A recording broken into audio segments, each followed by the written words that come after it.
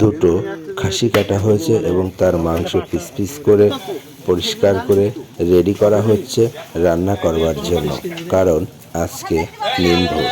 ঠাম্মার শাশুড়ির ভোজ অনুষ্ঠিত হয় 16 তারিখে, তারপর দিন অর্থাৎ 17 তারিখে নিমভোজের আয়োজন করা হয়।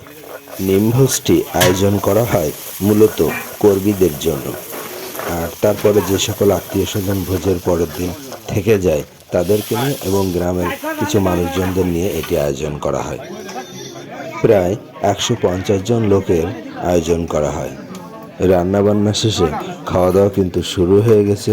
তাদেরকে আজকে গ্রামীণ পরিবেশে কিন্তু খাওয়া দাওয়া করানো হচ্ছে, কারণ মাটিতে চাটাই বিছিয়ে তার উপর তাদেরকে বসানো হয়েছে। আজকে চেয়ার টেবিলের ব্যবস্থা করা হয়নি, কারণ চেয়ার টেবিলগুলো গুছিয়ে ফেলা হয়েছে। আজকে একটা অন্যরকম পরিবেশ। আর এই দুটো যে কি করে এক জায়গায় হলে, শুধু সারাদিন শুধু খেলা আর খেলা, এক জায়গায় হলে তাদের মাথায় নষ্ট হয়ে যায়।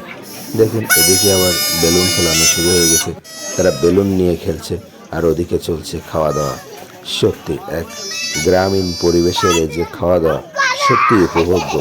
সবাই খুব সুশৃঙ্খলভাবে সুন্দরভাবে কিন্তু এই অনুষ্ঠানটি সম্পন্ন হচ্ছে। তবে সবার সাহায্য এবং সহযোগিতা ছাড়া এটা কিন্তু করা সম্ভব হতো না। সকল কর্মীদেরকে ধন্যবাদ জানাই, যারা এই অনুষ্ঠানটি সম্পন্ন করতে অনেক কঠোর পরিশ্রম করেছেন।